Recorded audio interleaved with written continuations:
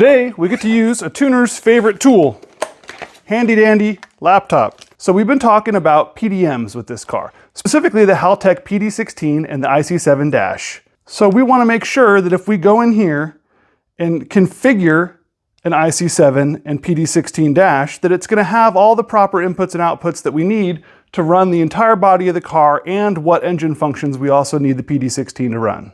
We're going to go ahead in here and build ourselves a map for an IC-7 dash, and then we're going to add the PD16 into it because the IC-7 dash works as the CAN bus controller for the PD16 PDM. So here we have a blank configuration for an IC-7. You can see we have no vehicle information or anything like that. Come in here and go ahead and name this one thing a day, and it's going to create a folder that's going to save the file for us. Now the first thing we want to do in here is come down to CAN, and in CAN, in the Haltech CAN system, we're going to want to add that PD16 to the bus. By adding the PD16 to the bus, we'll get all the inputs and outputs that it provides, along with all the inputs and outputs that the IC-7 provides. So now that it's in here, if we come up to the wiring I/O report, we'll see we have the IC-7 dash here, and we have the PD16 there. On the IC-7, we have a whole bunch of AVI inputs, which are analog voltage inputs. And analog voltage inputs allow us to have any sort of a 0 to 5 volt input to the ECU for things like the blinkers, the wipers, anything that needs to come into the controller that we're going to then send power out to other things from. We come on down here, we'll see all the PD16 outputs. There's going to be a whole bunch of them, a bunch of AVIs on the IC-7. And then as we keep scrolling, we're going to see all these PD16, both AVIs on the PD16 as well as SPIs on the PD16, which is pretty cool. We get 4 SPIs on the PD16. We could wire our wheel speeds into the PD16 instead of into the ECU. We have the half bridge outputs, and then we have a whole bunch of high current outputs, and then we have even higher current outputs. So that's what we have in the wiring report, and that's what we have available to us. Now I went ahead and actually built a map already, which I'm going to go ahead and load up just to save a little bit of time in this video and make it a little less tedious.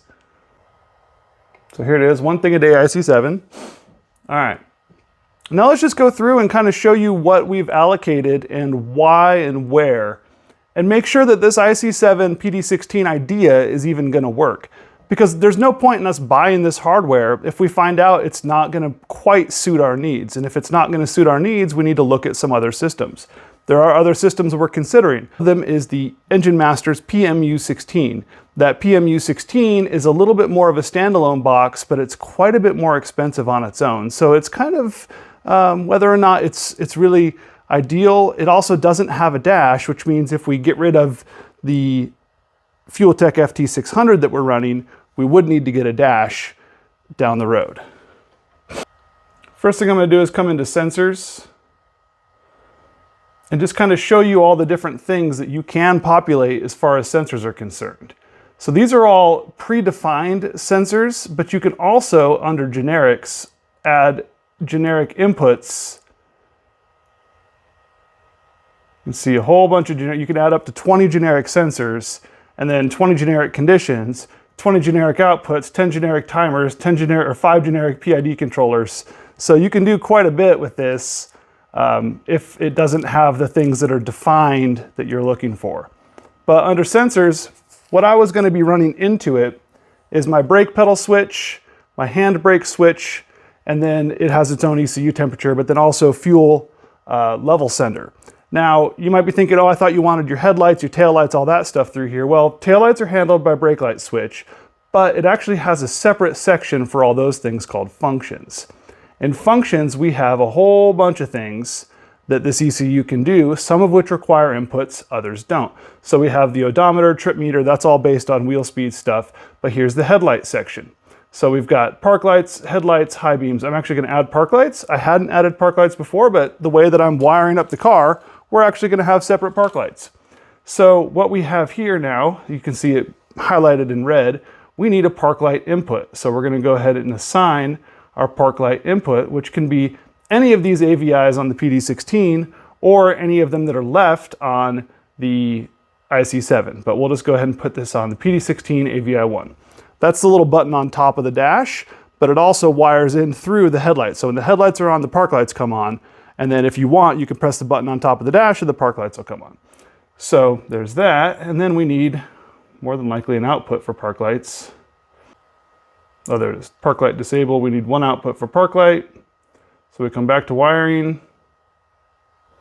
Now we can assign a park light output. And we don't want a DPO. We want one of these high current things. We want this HC06 will be fine. These are 8 amp current. These will hold 8 amps of current, which should be plenty for some little tiny park light bulbs. There we go. Next thing, indicators. These are your turn signals. Those are already set up, so we have an input to them, left indicator input, right indicator input, and then hazard input. And then as far as the outputs go, we need to enable one output per side.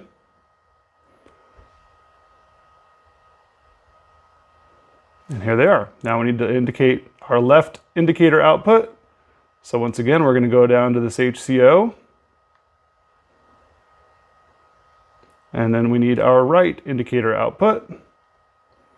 And we'll get another HCO for this one. And you can see these HCOs start filling up pretty quick when you're trying to control the whole body. But these are taking the place of a fuse and or relay and or flasher and all kinds of complicated heavy wiring. That's all going to be included in this one little tiny box. It's pretty nifty. Let's see. Thermofans, obviously pretty straightforward. Just an output. This is a high current output, 25 amp output. We can set what temperatures we want the fans to come on at, high, low. We can also set overrides if we wanted to do button overrides, like a can keypad or something like that. Windscreen wipers, kind of a fun one. We have our wiper harness here, and in this wiper harness there are 4 wires, and we're going to figure out what those 4 wires do. But for now, we're just going to generically set this up. And so we have a high current output, which is our high-speed wiper. We have our front park input, our front full-speed input, and our front low-speed input. And then we have the intermittent input. We've wired up wipers into Subarus before. I need to look through the wiring schematic.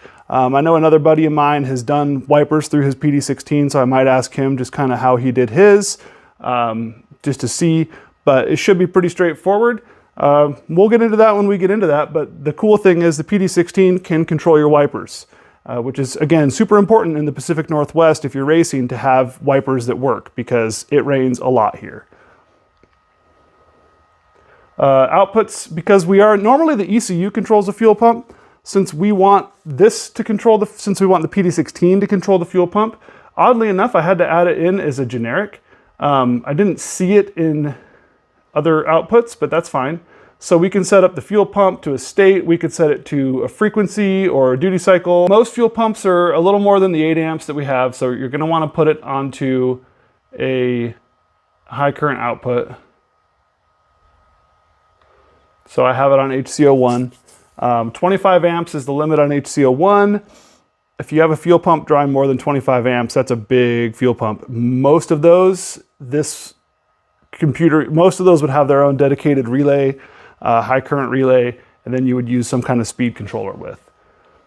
UCR is the engine control relay. This is basically, it's going to turn on my engine power. I can set 1 or 2 ECRs depending on what I decide to do. I may change up the fan allocation to make that happen. If I was running an S3 down the road, S3 has 2 25 amps built into it as well. So it could take over the ECR, which is the engine control relay. There's more than one way to do this, so you kind of got to pick which way you like.